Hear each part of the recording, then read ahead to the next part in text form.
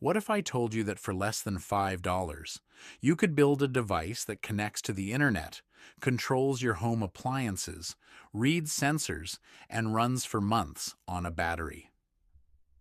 That's exactly what the ESP microcontroller family makes possible. Made by a Chinese company called Espressif Systems, the ESP8266 launched back in 2014 and basically broke the internet in a good way. Suddenly, Wi-Fi connectivity was no longer a luxury for expensive development boards. Then in 2016, they leveled up with the ESP32 dual-core processor, Bluetooth, more GPIO pins, and still crazy affordable. Today, we're going to look at 10 real projects you can build with these tiny powerhouses. Let's go. Before we dive into the projects, let's quickly clear up the ESP8266 versus ESP32 question, because people ask this all the time. The ESP8266 is older, simpler, cheaper. It's got one processor core running at 80 MHz, Wi-Fi built in, and about 17 GPIO pins to connect things. For basic IoT projects, it's more than enough. The ESP32 is the big brother, dual core running up to 240 MHz, Wi-Fi and Bluetooth, 18 analog input pins compared to just one on the 8266, and way more processing power for complex tasks. My honest advice? Start with an ESP8266 NodeMCU if you're new.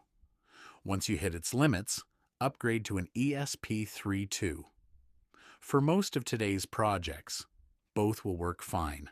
Alright, before we get into the fun stuff, here's what you actually need to follow along with these projects.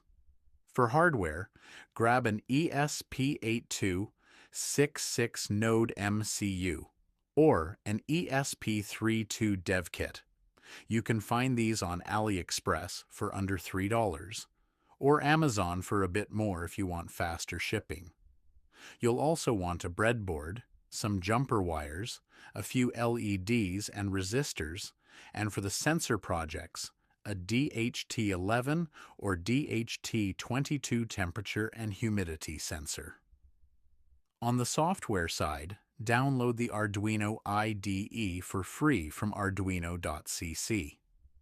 Then you'll install the ESP board package through the board manager. I'll link a tutorial in the description. Total cost to get started? Honestly, under $15. That's it. Project 1.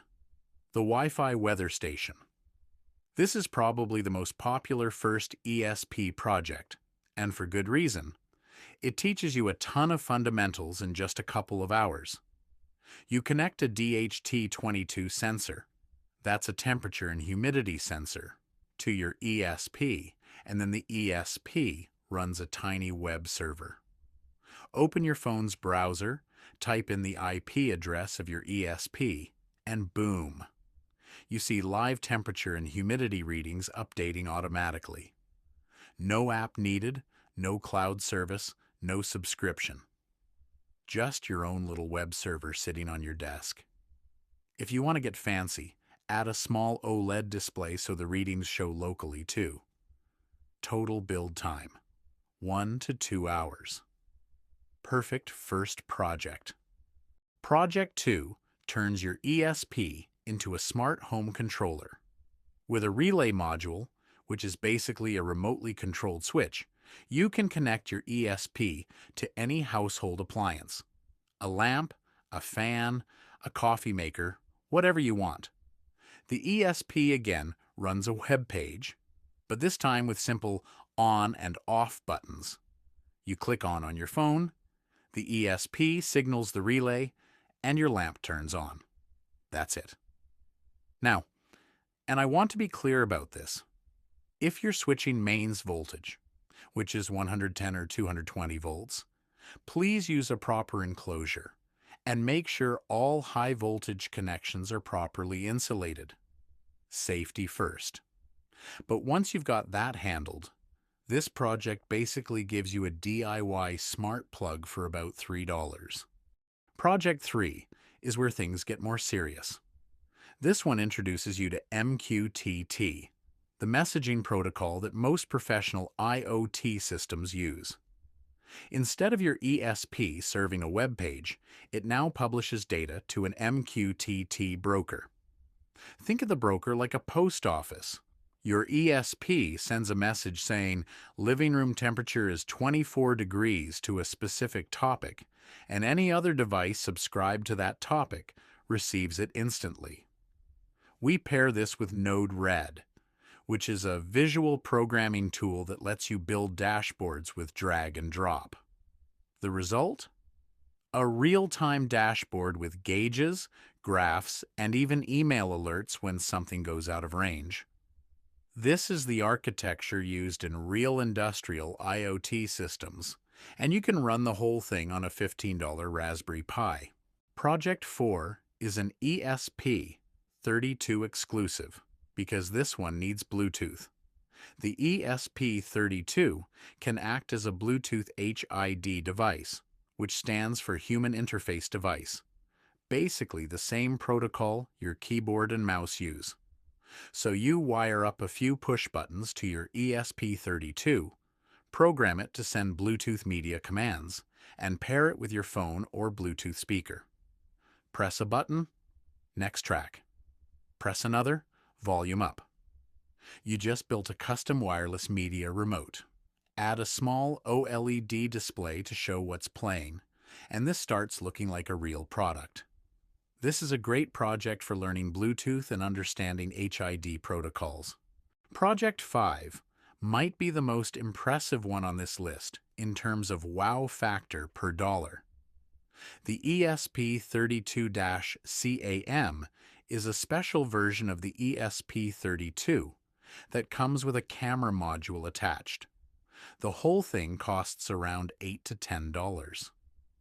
You flash it with the built-in camera web server example from Arduino IDE, connect it to your Wi-Fi, and you now have a live streaming IP security camera accessible from any browser on your network.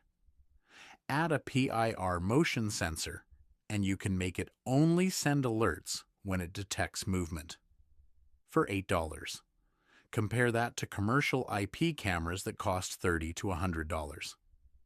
Obviously, it won't replace a Nest Cam, but for monitoring a package shelf, a 3D printer, or a pet, it's incredible value. We've got 5 more projects to cover, so let's do a quick fire round. Project 6, an air quality monitor. Pair your ESP with an MQ135 gas sensor, and you can track CO2 and other pollutants in your home. Get a Telegram notification when the air gets bad. Project 7, automated plant watering. A soil moisture sensor tells your ESP when plants need water, and a small pump does the watering automatically. Your plants will never die again. Project 8, Telegram bot controller. Instead of a web interface, you control your home devices by just sending a message in Telegram. Super convenient because Telegram handles all the connection complexity. Project 9. If you add a LoRa radio module to your ESP32, you can send sensor data over several kilometers without any Wi-Fi. This is huge for farm monitoring or outdoor projects. And Project 10. The ESP32 as a web scraper. It checks a product page, finds the price, and notifies you when it drops. 5 more reasons to buy an ESP today. Before we wrap up, let me point you to the best resources. For tutorials, randomnerdtutorials.com is hands down the best free resource for ESP projects. Detailed, well-explained, and constantly updated. The official Espressif documentation at docs.espressif.com is also excellent once you're past the basics. For community support, the ESP8266 and ESP32 subreddits are super active and helpful. My recommended learning path: start with the weather station to get comfortable with the Arduino IDE and web servers. Then move to the MQTT dashboard to understand real IoT architecture. After that, pick a project that excites you: the camera, LoRa, Bluetooth, and go deep. That's it for today. If you found this useful, hit subscribe. We cover IoT, embedded systems, and connected devices every week on IoT Journal. See you in the next one.